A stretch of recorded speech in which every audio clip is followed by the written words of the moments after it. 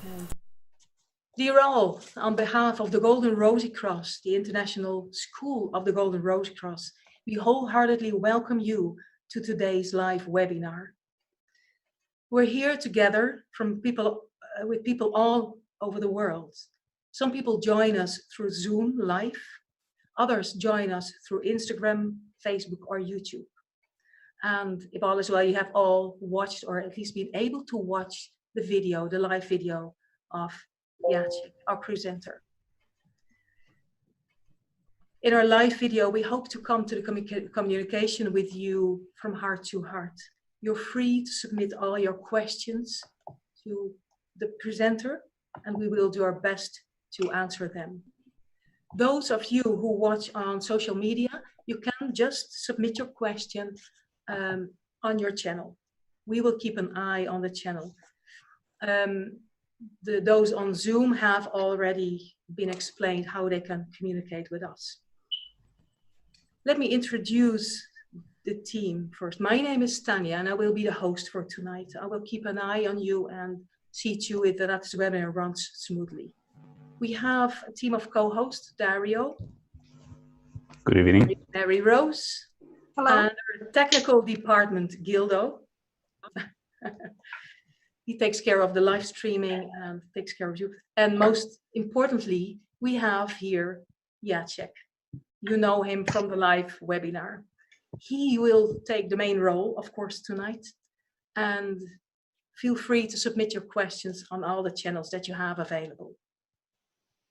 We will try to limit our event to 1 hour maximum, 1 hour, 10 minutes maximum, after which we will conclude the meeting.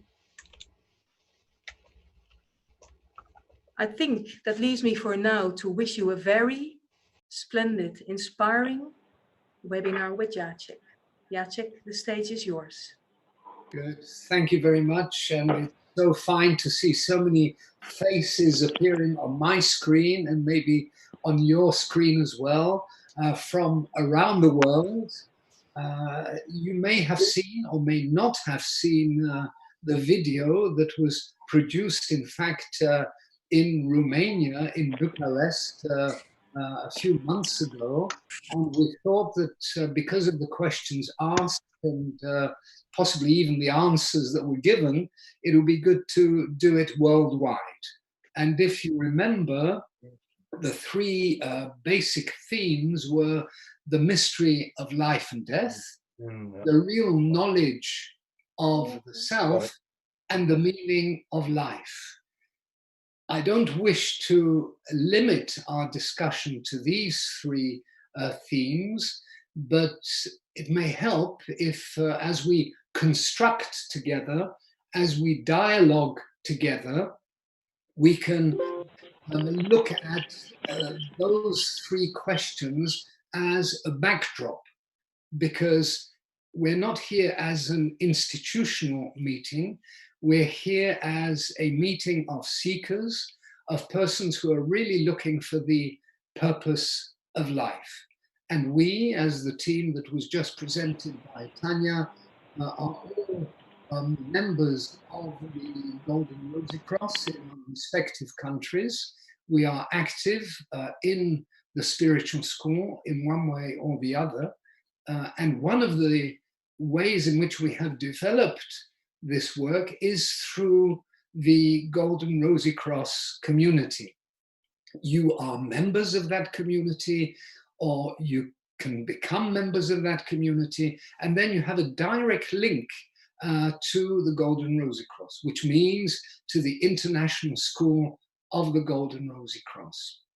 We're not going to limit questions to those themes, but they were, if you like, the framework within which we had our discussion in Bucharest, touching on religion, on the main aim of life, on realization of that path. How long does it really take? And then also some specific questions like Kundalini, the karma, but also are we mortal or are we immortal?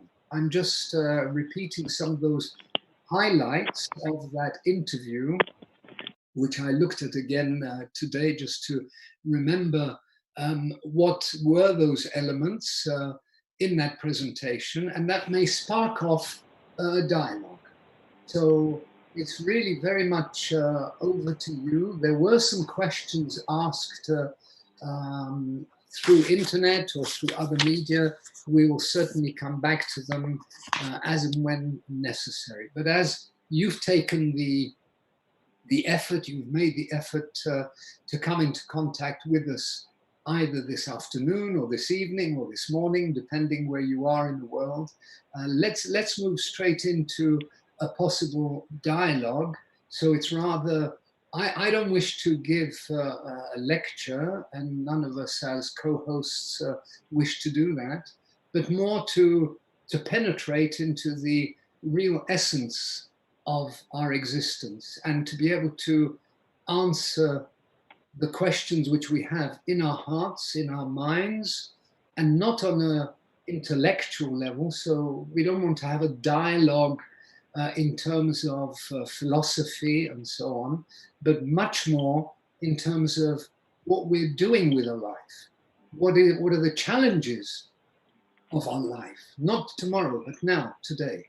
And how can we answer those by being linked or not with the Golden Rosycross as the International School of the Golden Rosycross. So very much over to you. So please go ahead.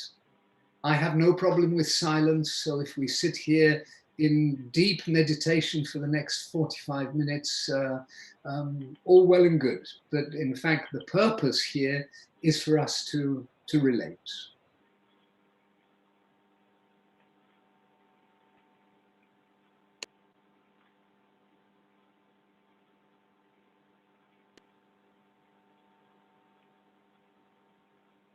It's really a human phenomenon that it's always difficult for the first person to kick off, whether we're in a virtual situation or in a live situation. I see Kevin is raising his hand, and you'll have to unmute your telephone or your mic. Okay. I think I'm unmuted. Can you hear me? Okay. Yes. Sir, could you speak to how Eastern traditions fit in with the what I perceive as being a Western tradition, the Golden Rosycross? I hear the words karma, kundalini, things coming out of Buddhism and Hinduism. How does that fit in with this system, please? Thank you very much indeed for that question. How does Eastern philosophy or Eastern traditions fit into terminology, but more so the reality of the Golden Rosycross today? In our lecture in Bucharest, and maybe you've seen other lectures as well, we refer to the universal teachings. So we do not refer to something which is related to a civilization, to a culture, to a country, or to a given region of the world. We're saying that there is an impact, there is a message, a living message that is not restricted to time, nor restricted to civilization or to religious traditions. So it's not surprising that in presenting the Golden Rosycross, we do refer to elements across the board, so to speak, because in each of the basic religious traditions in the world, from wherever you may be, from wherever those traditions come from, there is an essence which is universal. And how that has been used, abused, perverted, and so on, each one of us knows better than the other one in terms of our own backgrounds. So the Golden Rosycross doesn't speak to just a particular tradition, but tries to unveil the universal teachings with reference to the main precepts of the original religions. Is that all right as a starter? But please, let's follow on immediately if you so wish. Excellent. I'll just hang tight there and let some others speak first. Thank you. Okay. I'll add on, if I may. The spiritual school of the Golden Rosycross was founded in Europe, was founded, in fact, in the Netherlands, going back nearly 100 years, and in that time has spread across Europe, has spread into other continents with many of persons who are sympathetic to the Golden Rosycross or who become members of the Golden Rosycross, or what we call pupils of that school, which is a transfiguristic school, are those who are really looking for the answers to the main questions of life. And they will do that through the prism, through their particular glasses, through their own given culture. And that's neither good nor bad, but that's where we are at a given moment in time. And then, because the school was founded in Europe, and there is a spiritual reason also why we refer very much to the original Christianity, and we see original Christianity not as beginning 2,000 years ago, but as something which has its manifestation across millions of years, but has very specific moments in the development of culture, as we know with the Christian message that was received 2,000 years ago, but which may have then become an external religion or external religions in the plural, because we see so many. So then one can ask the question, yes, but what about the Golden Rosycross then? But I would say, yes, the Golden Rosycross is Christocentric. And possibly we need to explain that to each other, what that means.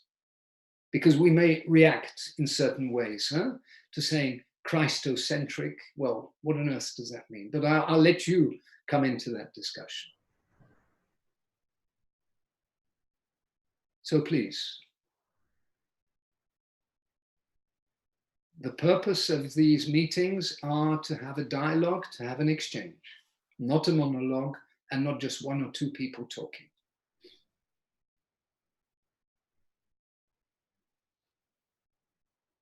Yes, please, Kevin. When was the first manifestation of the Christos message in culturally speaking? Was it ancient Egypt, or is there an identifiable period of when it first became manifest? Thank you very much for that. I would have two immediate answers there. One is the Christ manifestation 2,000 years ago or so.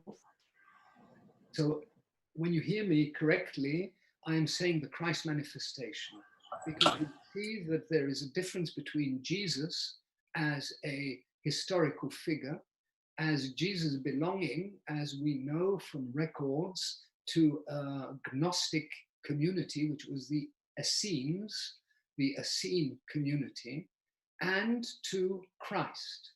So we see the link between Jesus and Christ as a cosmic relationship that is established in a given moment in time between a very specific incarnation, which here historically is Jesus, and to be able to link with what I would call a macrocosmic, so a universal radiation, which is the Christ force. So we see in history that this happened around 2,000 years ago. But this was neither the first time nor the last time when this manifestation of Jesus and Christ came together in an outflowing of the love power into the world. And we can think of two elements. the answer that Jesus, the Christ, gives when someone asks him as to where he's from and so on, he says as an answer, before Abraham, I am. That's quite incredible, huh, as a sentence. Was it a slip of the tongue? Was it a grammatical mistake? No, it was clearly stating that this energy, this force, is universal, is macrocosmic. So before Abraham, I am. And the other is, and I think maybe we discussed this in one of our video sessions, why is it so important to say that Jesus died at the age of 33? And why not 34 and a half? Or why not refer to his patronymic dates or whatever? No, because we should see that the sacred manuscripts, like the elements of the New Testament, the Old Testament, the Vedas, and so on, are manifestos of initiation. So they have hidden in them certain answers which we have to be able to decipher to see if we put on the glasses of our inner consciousness. So 33 here refers to the 33rd manifestation or incarnation of the Christ force on our planet. So that goes back to millions of years.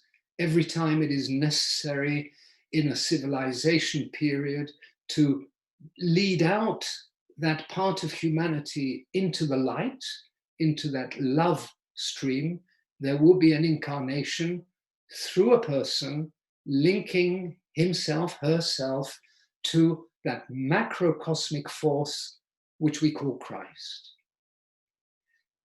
Your question, Kevin, was short and sweet. I've gone quite far maybe in expanding it, hoping that those elements are also important in our understanding of where the universality of the call stems from, which is from the universe, of course.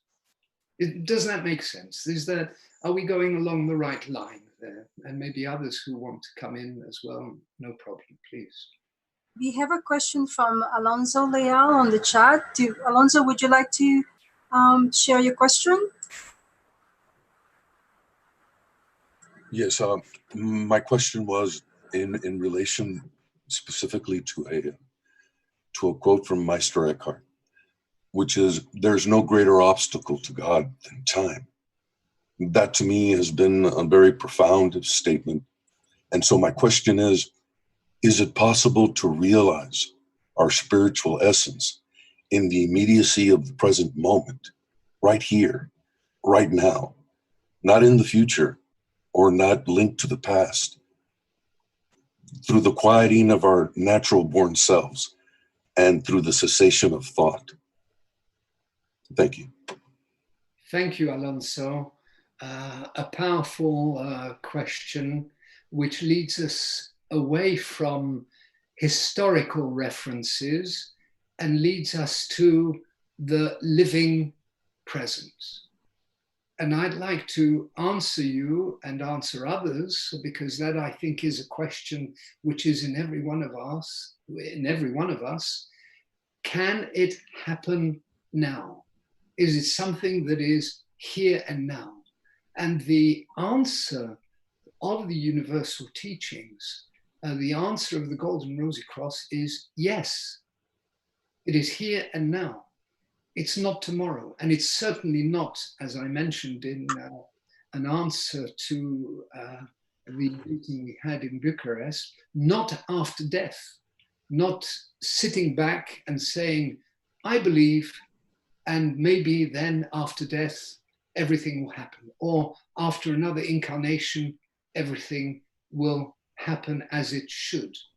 No, it means, and thank you for referring to Meister Eckhart, whom we see, and I have a book or a number of his works in my own collection of books, a modest library, but certainly when I was in contact with the first few months of the school, Meister Eckhart was a very powerful unmasking reference for me, because we have to overcome time.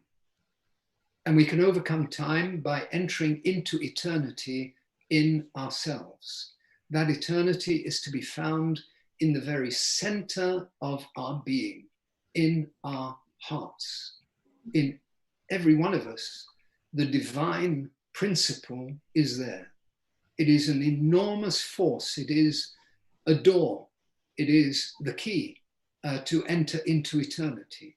Not after death, not after some specific time, but by undergoing a very radical, revolutionary process of letting go, of opening up, not confirming, not taking on new ideologies, dogma, principles, beliefs, and so on, but entering into the true belief of being, entering into the true belief of being here at this very moment in time. As a quick response to Alonso.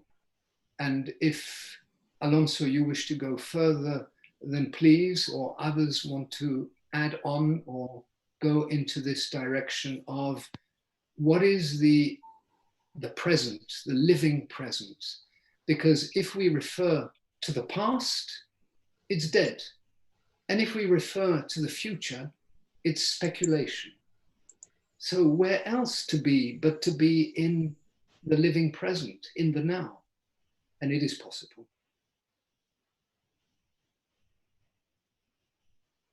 Thank you, Jacek. We have another question from Dimitri. Dimitri, would you like to come forward with your question?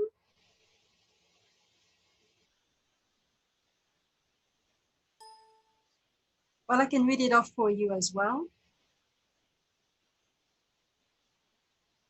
Okay, so I'll read Dimitri's question. So today the world is changing rapidly. There are new proofs of the rightness of the spiritual path. For example, an interesting attitude to quantum physics. After all, today we know that the atom is not the smallest particle. So it's basically a statement and a question kind of hidden in that statement. What would you say, Jacek? Thank you for that. We were introduced by Dimitri to this question of quantum physics, to science relating to spirituality, as I see the observation or the point raised by Dimitri.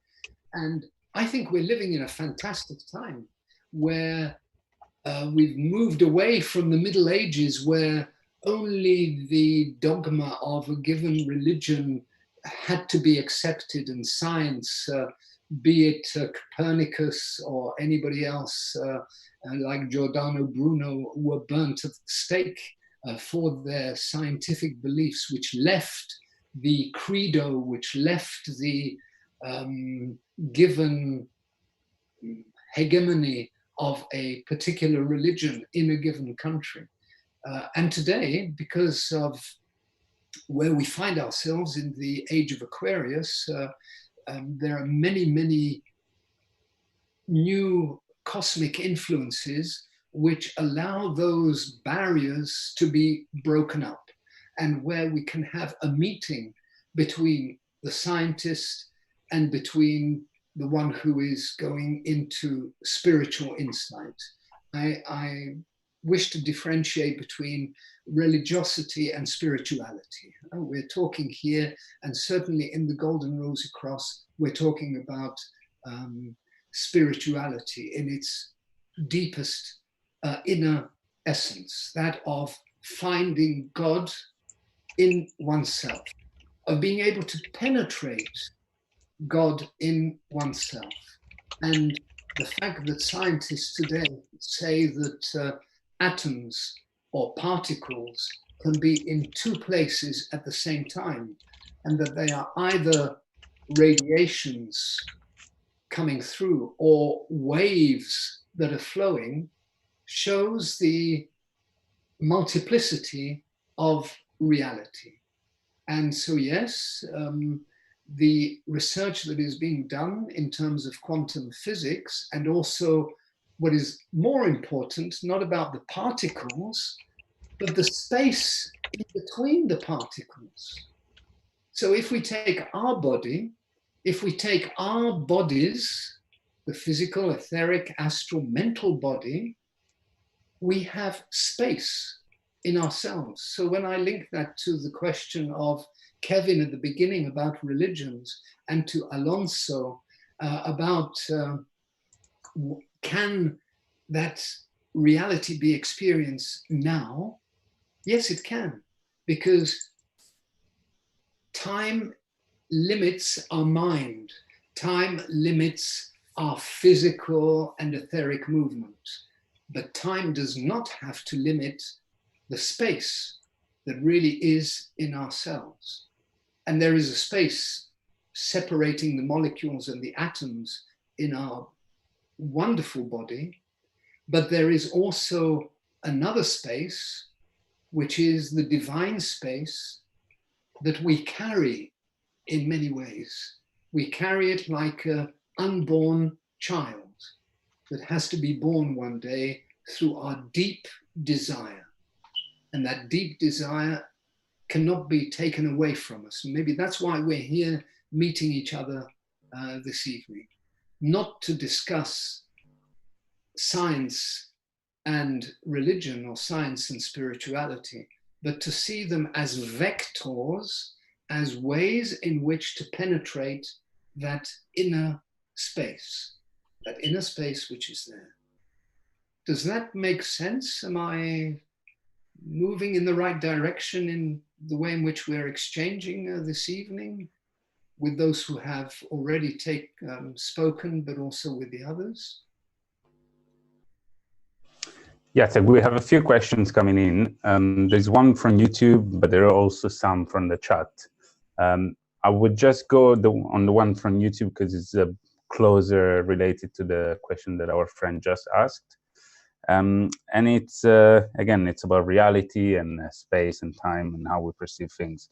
It's from a friend called Fallen Angel, and he's saying, what does the Golden Rosycross has to say about out-of-body experiences? Is it an essential part of the great work?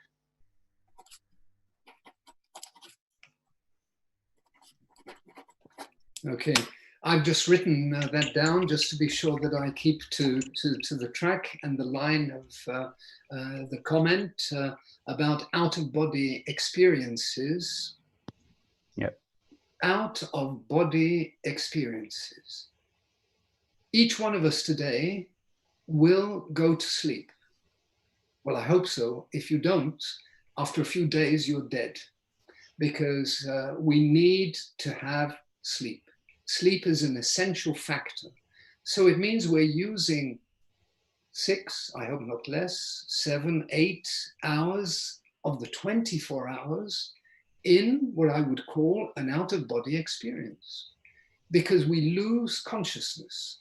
We move out of our own daily consciousness and we move into another level, another aspect.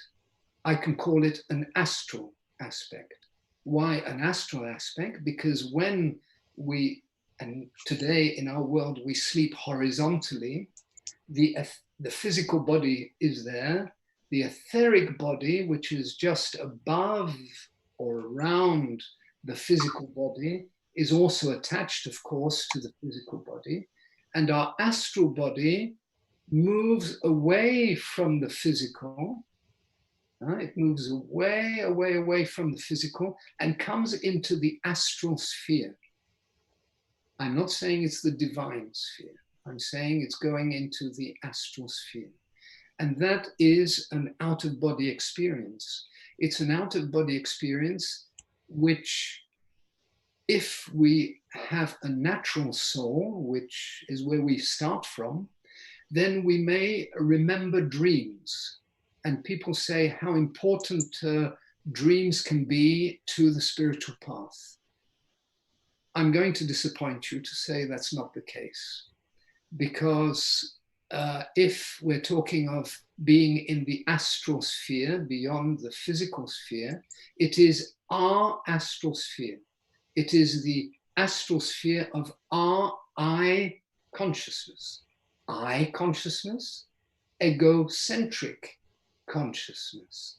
So any dream as such is just very often the moment when you have to wake up at night to go to the toilet, or when you wake up, generally speaking, coming into the physical body, then you will have images from what your natural soul has experienced in the beyond. Okay? In the beyond. But the beyond is not so easily deciphered, dear friends. It's not here, the beyond eternity. No, it is here, many levels of consciousness, the beyond on astral levels, again with many, many, many planes, depending on our level of consciousness. So if the question from the fallen angel, I like that name, but that's another discussion, is that this is part of our work, I would say it isn't. Because the spiritual path has to go through a number of phases. The first phase is self-knowledge. We have to get to know ourselves as to who we are. And that's not through an out-of-body experience. That is by going, rather than from out into the outside, going into the inside, delving into the true knowledge of man being mortal and immortal. Mortal being physical, etheric, astral, and mental. The four main bodies of which we are a part. And we see each other now as physical bodies. We're talking, so it's more than just physical. And that is our mortal case. That is our mortal envelope in which we find ourselves. But the Golden Rosycross and transfiguristic, gnostic traditions across all continents have spoken about the fact that man carries immortality in himself, in herself. And the Golden Rosycross speaks of the rose, speaks of that powerful center, which is not linked to out-of-body experiences, is not linked to images either, but is another reality. And we can come into that reality through the process of knowing oneself, of overcoming oneself in the self-sacrifice to what is said in Christian tradition, not I, but the other in me. So the other in me is that eternal principle which is there and is not related to any forms of visions, because anything that is related to a vision through our consciousness is limited by space and time. But then you may react and say, yes, but what about inspiration? Yes, there can be inspiration which comes from the soul, but then from the new soul. So then you see I'm introducing a subject that it's not that we just have a body, soul, and spirit. We have a body, which is more complex than just the physical body. And we also have more than one element of soul life. We have the natural soul, our I being, how we react, our blood system, our nervous system, and so on. And gradually that soul will become purified through a process that is presented by the Golden Rosycross. And by that process of purification, a new soul can develop, linked to that atom, that divine atom in our being. And then one could say that that is an out-of-body experience, but based on the new soul, not the sublimated or subtle I soul of the egocentric being that wants to grasp eternity for himself or for herself. You see what I mean? So we're coming into more subtle and difficult areas to just present quickly like that in a flash. And that's why through the community of the Golden Rosycross, we have many online meetings going into a lot of inner research. So fallen angel, I hope that you're not disappointed with me, but that but if you have any questions which are directly linked to that, please go on.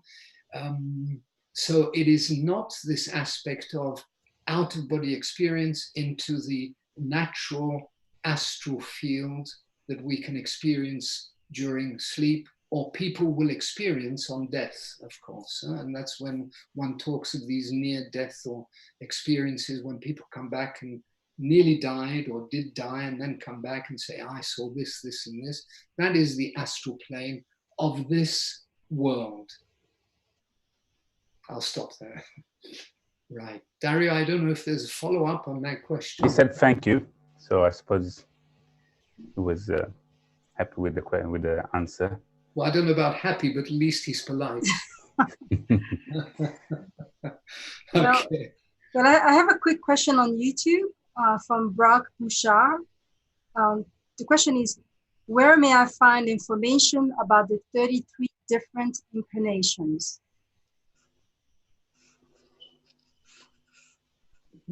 Where can I find information about the 33 incarnations?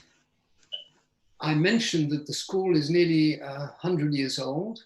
It was founded by two brothers in the Netherlands, Jan Lehner and Wim Lehner.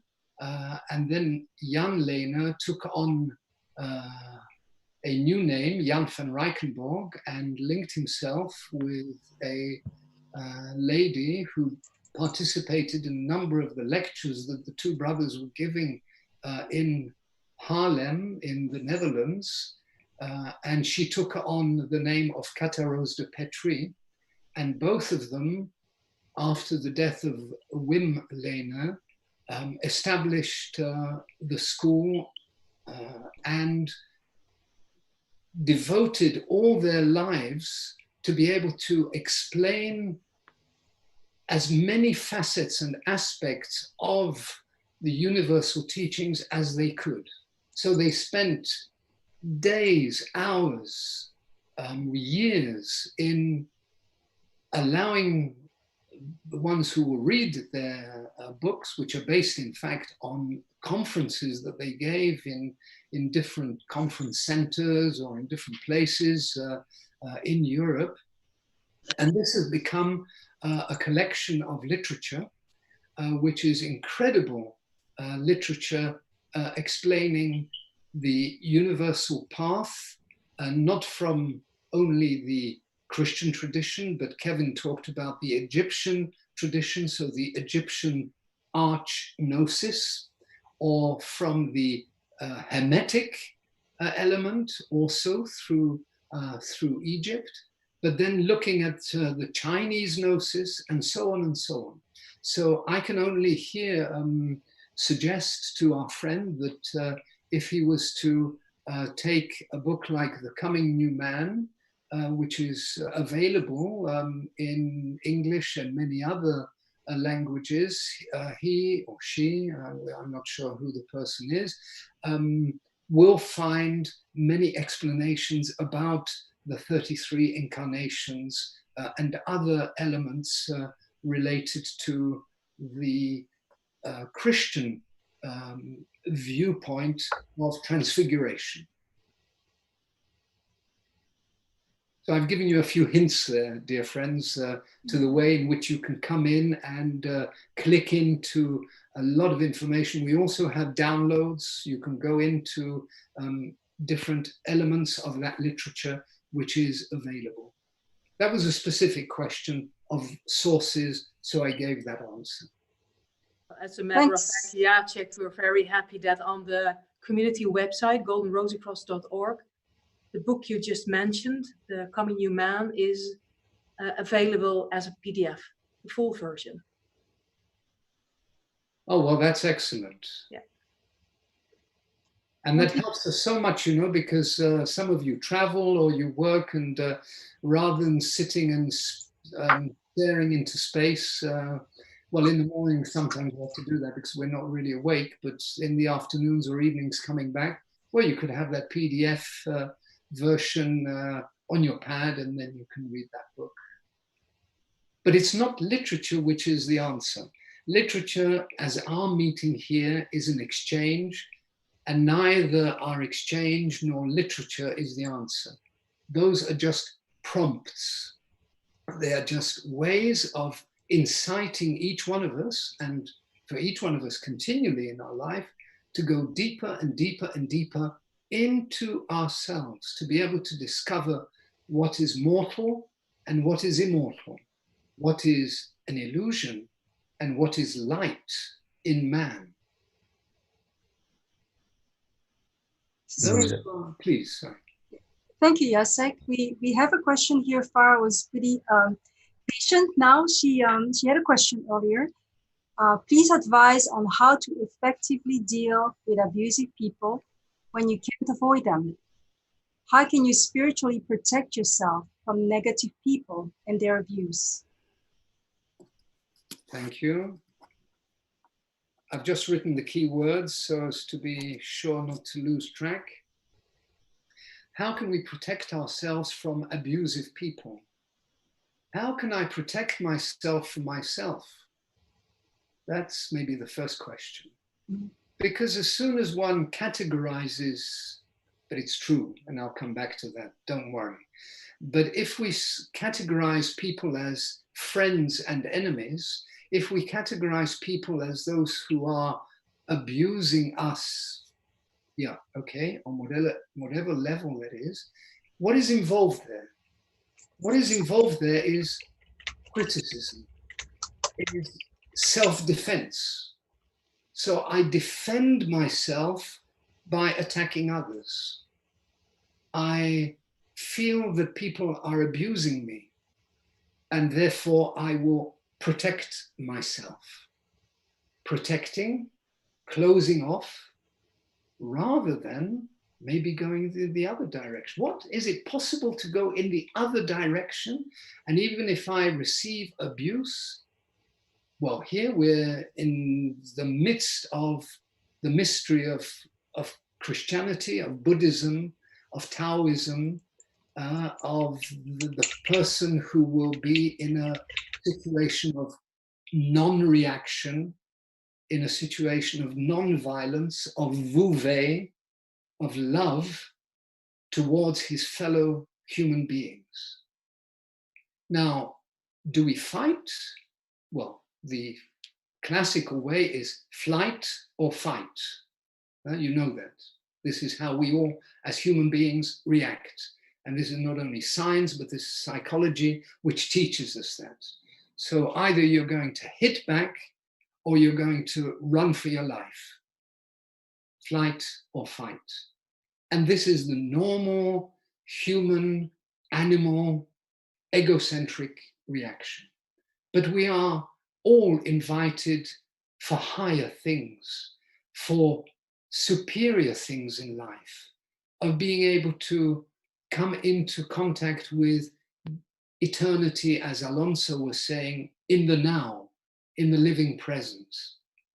And if there is abuse from a fellow worker in the office, from someone we regularly meet on the same train, maybe from our family members, it is not to see how we should deal with them, but how do I come into my true self and be able to find a way of being where I can accept the other person for who they really are. Because very often people who are violent are full of fear, full of uncertainty. Their violence is an expression of them screaming in the world saying, I'm totally lost, so I will shoot, I will kill, I will fight, because they have no knowledge, they have no wisdom, they are poor and sad in their being.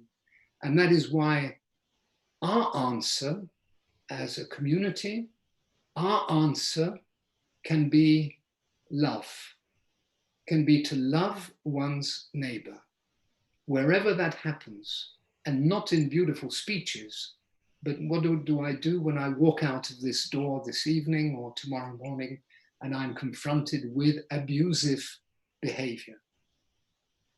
And then to go back and step back and say, okay, a spiritual path, which is not a religious path, is not a path to have out-of-body experiences or to gain spiritual strengths and power of one sort or another.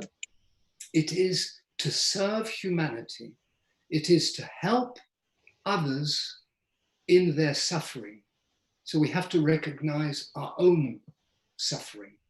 And as we recognize our own suffering, we can then have empathy with and for others.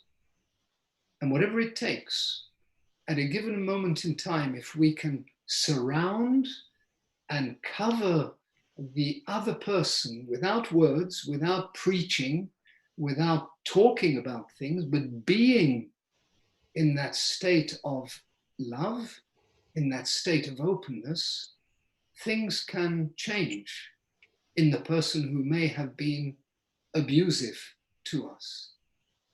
And there are many examples in many countries, in many civilizations, of people who did that. I was just thinking now of someone like Mandela.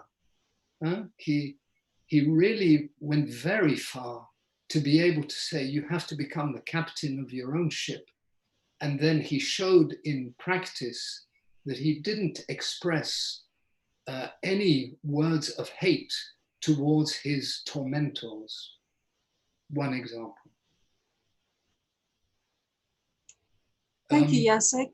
I have a question from Yelena. She was wondering about the names of the 7 schools that currently lead to the path of transfiguration. So first of all, there is the statement that there are 7 schools that lead to the path of transfiguration.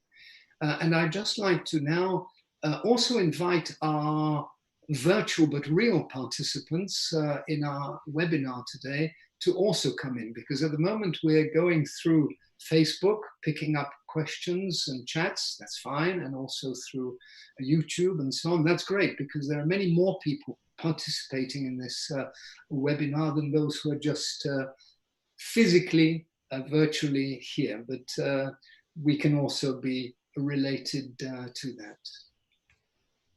The School of the Golden Rosycross is a 7-fold spiritual school. It has therefore 7 dimensions, because you don't move from egocentric to Christocentric in one jump. There is a process. There is a harmonious inner development of moving away from the I to a cleaner soul, to a new soul, to the soul spirit, and linking oneself with the monad in our being. And that is a 7-fold process. So one can speak of a spiritual school like ours as being 7-fold and therefore manifested in 7 ways. However, we also speak of 7 spiritual schools because the world is huge, and maybe here today we're representing different continents, And it would be not only arrogant, but really stupid for us as representatives of the Golden Rosycross, even though we're active in 55, 57 countries, to say we are the only school, we are the only group, the only movement that shows the way towards transfiguration and towards true spirituality. And that's certainly not the case. So each continent will have a point of contact with eternity, with love, with the force of light, with that macrocosmic Christ force. Because on our planet, that force has to manifest itself in different ways, on different continents.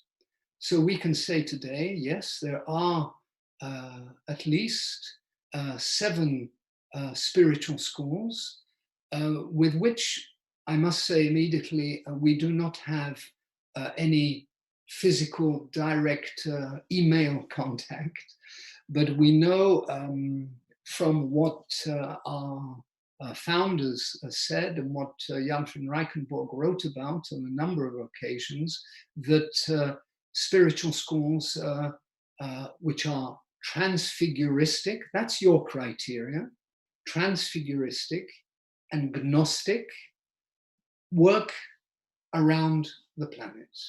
I don't think I can go any further than that at this moment in time as to that question. So there may not be a thank you answer, but maybe a further question on that. But please, let us move on. And if there are other points, we're at your disposal. Dario, did you want to take it up, or should I go on with Dimitri's question? We got a question from YouTube, but it's quite similar to Catherine's, so we can combine them. I think we go first with Dimitri's one, if it was first in line. Okay, Dimitri, so I think I'll speak for you, or are you able to speak now? Or forever hold your peace? I'll go ahead and speak for you now then.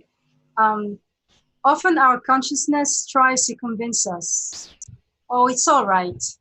I have already achieved liberation. After all, I follow all the rules and regulations for many years. Of course, most often it is self-deception. But where is the line in self-knowledge and self-evaluation? We're going into the inner process here, aren't we, Dimitri, with your question, and I hope that it meets a resonance among many others attending this webinar this evening. You mentioned rightly rules, regulations. For me, that sounds a bit like the Old Testament.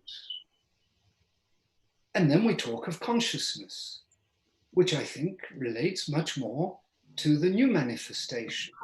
Over these last, as we started this evening, talking about these last 2,000 years, but also the age of Aquarius, which is talking of the change of consciousness and not following rules and regulations. Because if you follow rules and regulations, you're going to link yourself to authority. But a spiritual school like ours talks of self-authority, and that's much more difficult. It's much easier to follow rules and regulations and try to be a good member of a community or to be a good pupil of a spiritual school or whatever. And to be able to come into autonomy in thinking, in reacting, in willing, in acting, is where we have to be.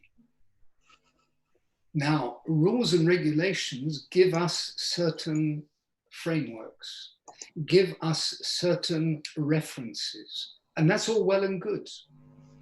But if those references become a box, they become a prison.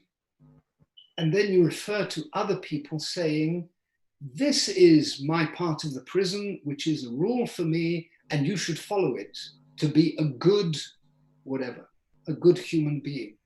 And it's not that at all, dear friends. It's not to follow rules and regulations, but to see that principles are on the level of understanding and on the level of consciousness. And then I can say, yes, I have a rule of life. Yes, I have also a regulation by which I live. But that regulation is not an external one. That regulation is what you just mentioned, Dimitri, and I wrote it down, that of self-evaluation. To see, is it the heart?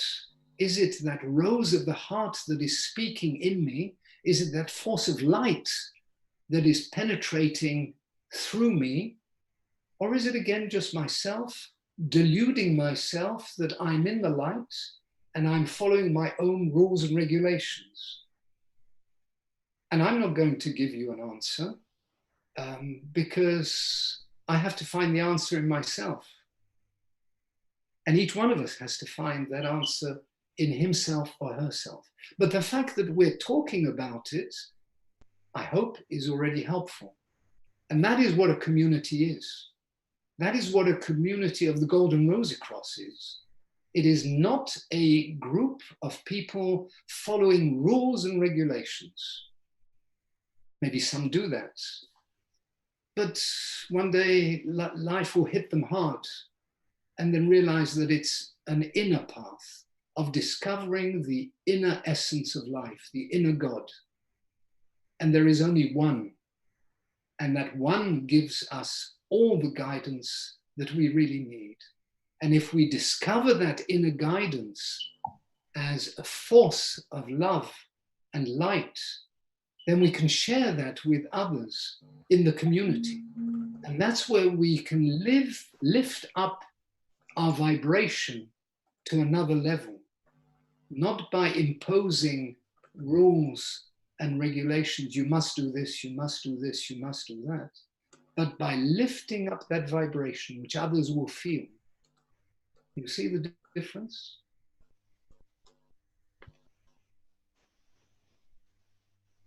And that's a wonderful, joyful experience in the Golden Rosycross. And I know that some have had contrary experiences also in the Golden Rosycross, where people have been saying, you should do this to be a good member or whatever, you should do this.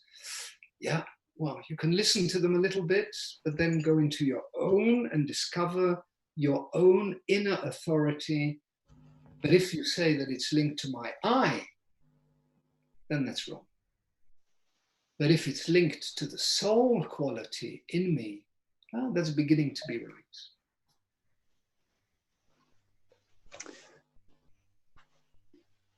Catherine put a question on the chat, but actually she's ready to ask herself. Catherine? Yes. Suppose you found Golden Rosycross. Suppose you understood you own, not you, but something in you on to another world, very absolute, very not divided, okay? And you know you can join this, but letting your I and all your desires, except the unique one, join back your divine origin. How can you, in this polluted and addictive world, submitted to opposites, reborn to your divine reality? Thank you, Catherine. I had some difficulties in following your question, maybe from the sound, but also, and thank you for all the effort you're making to speaking English. That's great. I suspect that maybe you're French or you're... Yes. Yes. C'était très bien. J'ai compris vraiment ce que tu as voulu dire, but for the sake of everybody else, I won't speak Russian or French. But I picked up your words, and I'll try and bring that across to you. You say that there is the absolute, there is something that is not divided, and the process is to let go. You were saying letting go, to be able to follow the innermost desire. And I think in your question, you have given the answer, that if you go into your innermost desire, that's where you'll get all the strength to let go.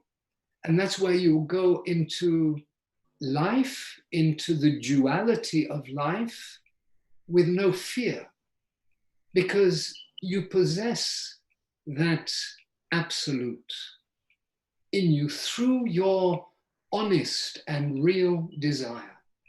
And if that desire is so overwhelming, it'll break through everything. So have faith, not in somebody, not in something, but have faith in that innermost desire. And that innermost desire will necessarily vibrate in a community, will vibrate in your life. But just be like that. But don't try to convince everybody else about it, because as soon as you try to convince, that's where you may get into conflicts.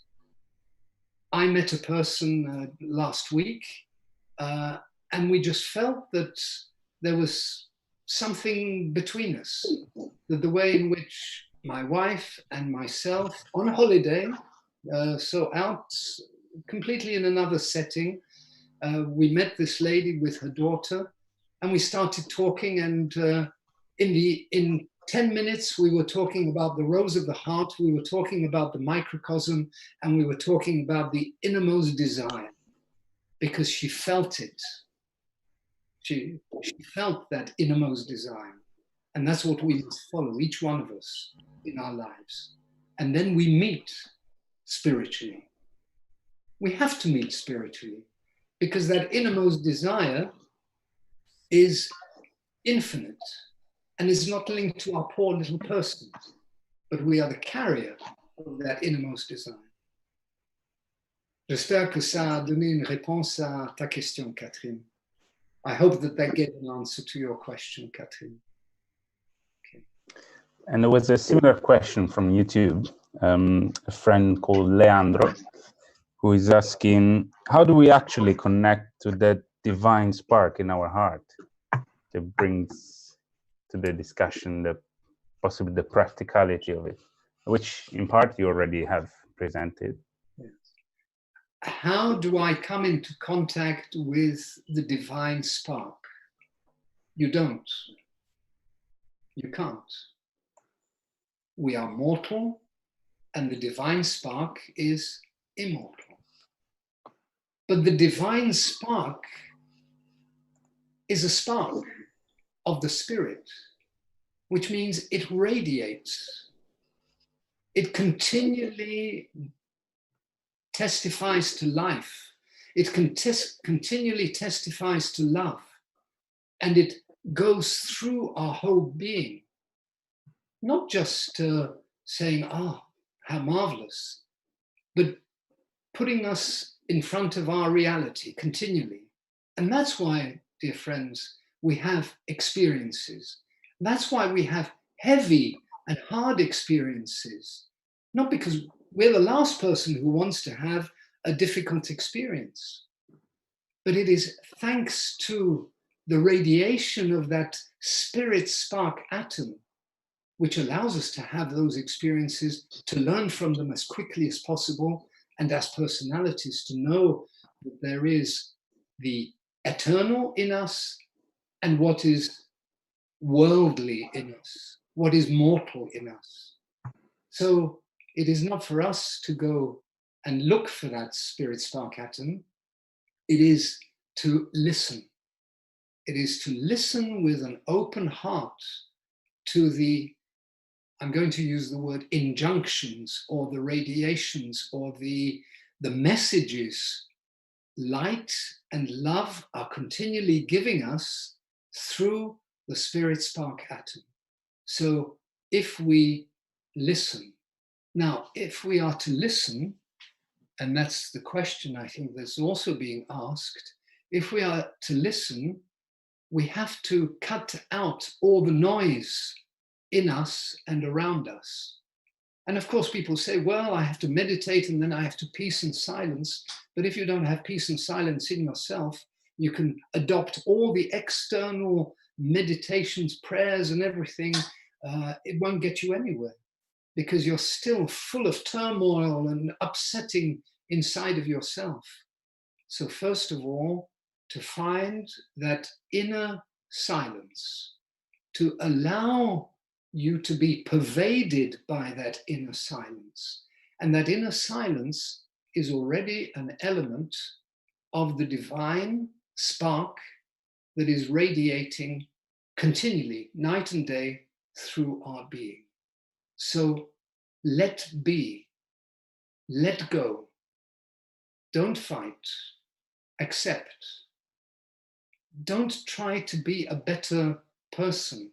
Don't try to accumulate spiritual powers. But by being in harmony with harmony itself, which is in us, harmony is there. You see that? So not precepts, not notions, not ideologies, but through that universality of the living teaching, which we can discover in our hearts, that will give us a certainty of the presence of infinity in our being. And that is that spirit spark atom of which the Golden Rosycross speaks. So thank you very much for that observation, which is so vital. Because everything we do through our willpower, desiring, willing, wanting, and all the rest, that's the same thing as someone wanting to be a millionaire, someone wanting to overcome others, someone wanting to take a city and so on. But it says the one who overcomes himself is stronger than the one who takes or overcomes or defeats a city. Wow, that's what we're into. And it is possible now and today because we have all the answers in ourselves. And the Golden Rosycross is just there to indicate, to show, to give a few keys. But then we have to turn those keys in our own being. But not fighting, please, not fighting. Neither yourself nor others. So we have to start with ourselves, to accept ourselves for what we are. Don't have an image of the perfect being and then try to make that into yourself. Because the new man, the perfect being, is in us already, potentially. And we just have to allow that being to manifest itself. Sorry, I was a bit long on that. No, this is great, actually. We do have a question on YouTube, and also, Tanya, I don't know if you want to also look at the questions that you received a couple of days before from others. I don't know when you want to bring that in, but I can tell you that the last question on YouTube I have here is from Mike Snow. So he's asking, how come we feel something from loved ones far away from us? If this is possible, how do you interpret what you feel? There is no empty space. Some people may talk of telepathy, if I've understood the question. Some people may feel the suffering of a close one, even if they're maybe a few hundred miles away. Of course, because there is no empty space. And the more we allow intuition to play a role in our life, the more we're going to be in contact also with others and also sharing suffering of others.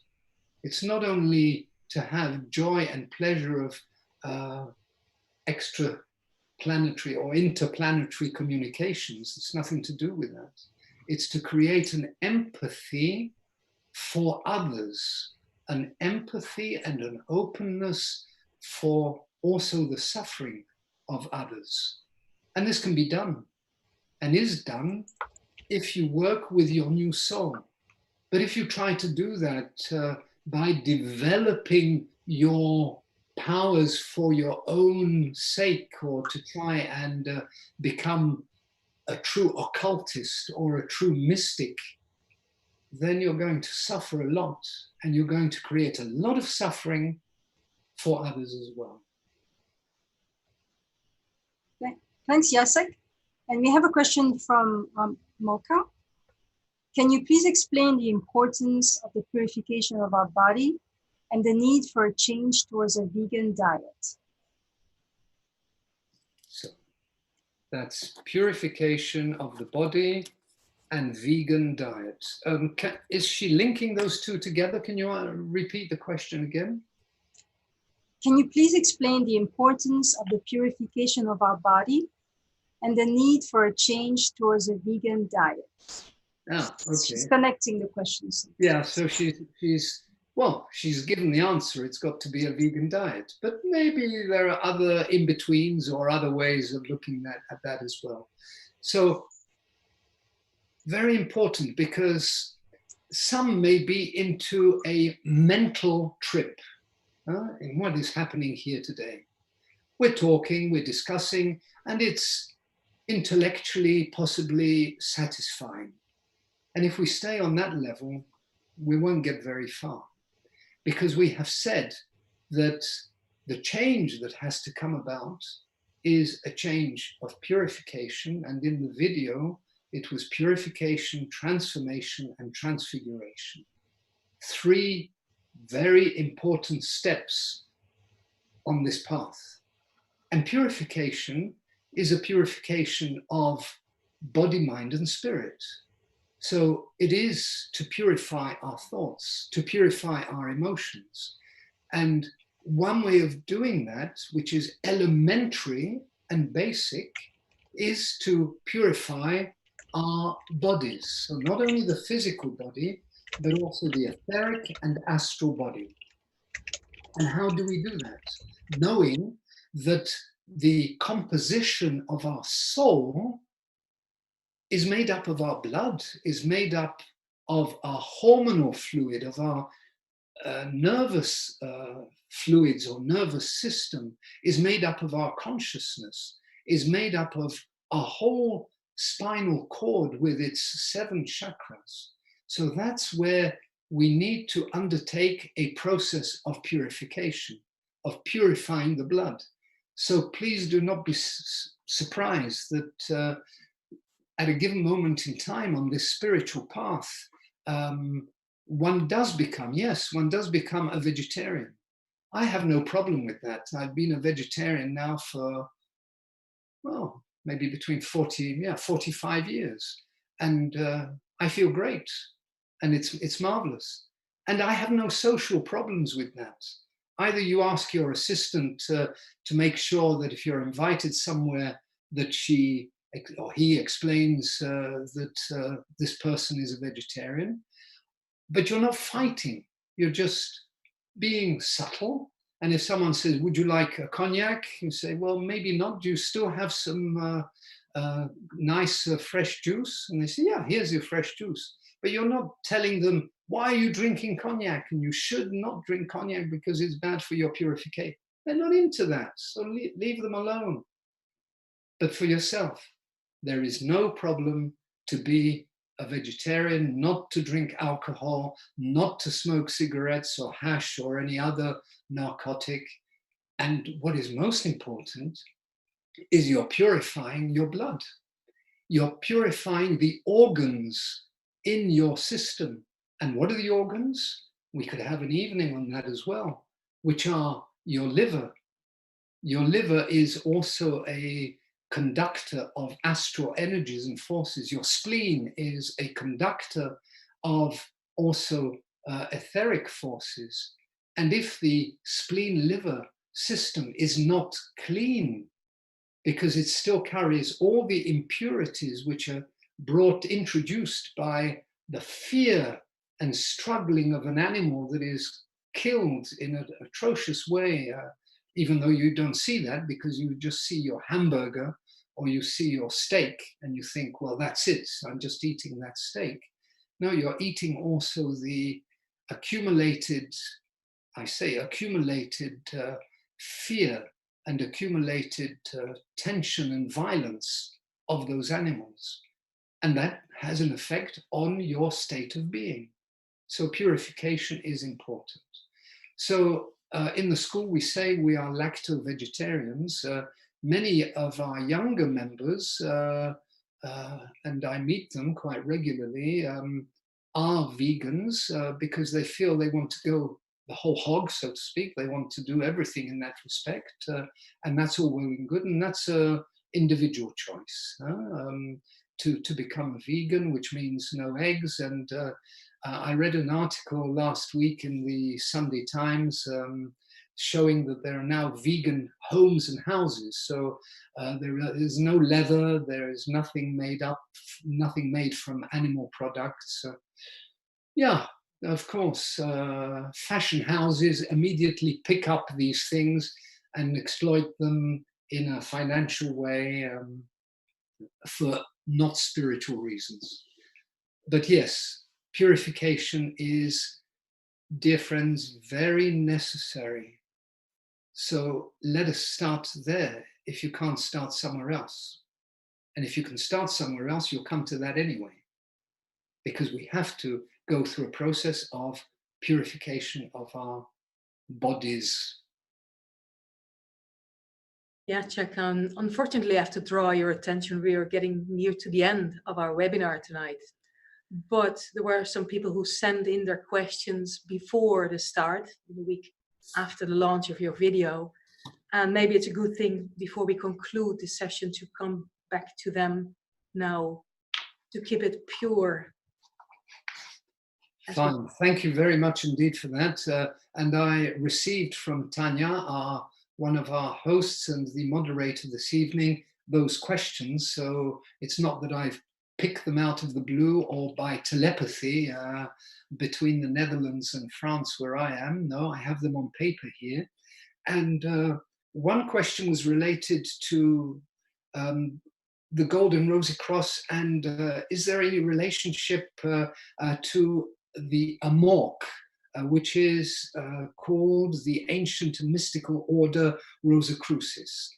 What I can say is no, there is no organizational, no spiritual, no conceptual, philosophical relationship with that organization, which also calls itself a Rosicrucian movement. And there are other Rosicrucian movements around the world. And frankly, I think it's for each one of us to move into that discriminatory role that we have to be able to see, to be able to judge. And it's for you to look at it. And some may say, yes, I prefer to be in this movement, this organization. Well, it's a personal choice. And from the side of the Golden Rosycross, we will never force anybody to leave another movement and come into ours. Or if somebody wishes to leave the Golden Rosycross and say, today I want to leave, they can leave immediately. And there will be no form of forcing one way or another for that person to remain in contact with the school. So really, it's up to you to, if you feel so prone, to explore, to look and to compare. But the question did go a little bit further and say that is the Amorc a collection of mystical and occult knowledge? Yes, I think it is. I even looked at one or two of their videos this afternoon just to get their latest, get a latest feeling for them. But the question that is also asked by the same person is, it seems that there are three paths that are undertaken. One is the path of splitting the personality, so leaving the lower bodies where they are and using the higher bodies to come into new levels of consciousness. I'm saying that now. Or there is also another method, which is the cultivation, which is the development of the personality. And we know that there are many methods also used in business in that line of thinking and line of acting. And the spiritual school of the Golden Rosycross is not linked either to the splitting of the personality nor to the development of the personality, but as the person who's asking the question is, so it is the transmutation of the personality. Yes, it is. The personality is there as a tool, as a vehicle to assist the process of becoming conscious, becoming soul conscious, to undertake the process where the I will fade away, where the I will die its natural death. So not I, but the other one in me. Well, that's the process. And that's the process of transformation, of spiritual rebirth. It is like a turning around completely in ourselves because of the voice of the silence, the voice of the spirit spark atom that we are experiencing. Otherwise, it'll all be an intellectual process. No, if we experience that life in us, it'll lead us to that process of transformation. And then there was another question from Carlo Cozzula on YouTube of Saturday the 27th, and he asked the question about the link we may have with the Indian philosophy of Dvaita Vedanta, the dualism or non-dualism differentiated, or Advaita Vedanta.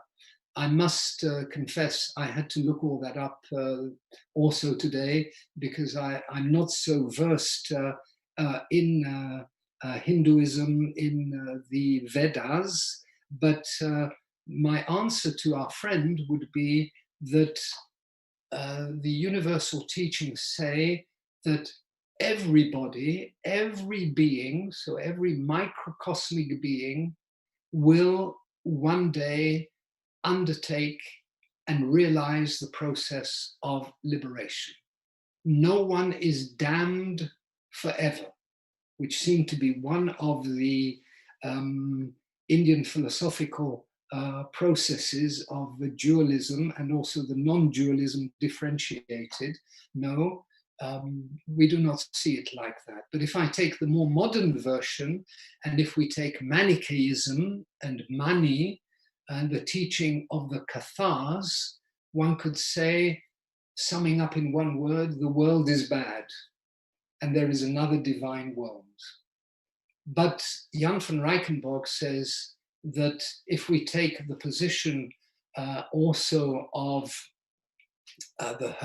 Hermes and the Hermetic position, then, which is that everything is divine, we are living in the divine, both Mani, the Manichaean view of the world, and Hermes, or the Hermetic point of view of the world, are in fact the same.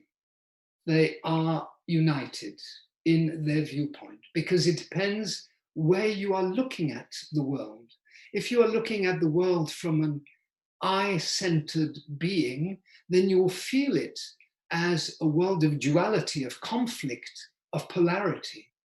But if you see it from the point of view of a soul spirit consciousness, then you will see that the whole world and the whole existence in the universe is but one. If you read the Bhagavad Gita, it says that literally, and we use the Bhagavad Gita also in our works and our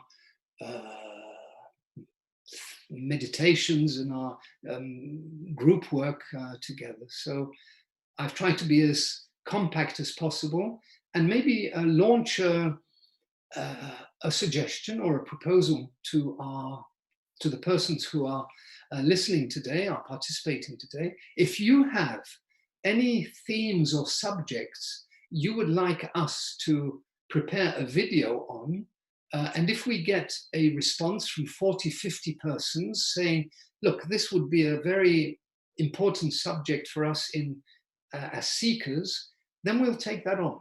And we'll be very happy to prepare a video on what you feel could be a relevant subject, and we'll bring it back then into a webinar. So it's an open question to all of you. We had, I believe, more than 1 million persons who actually came into contact with the video that was launched last week. We're down to a smaller number, but who are actually participating in the webinar.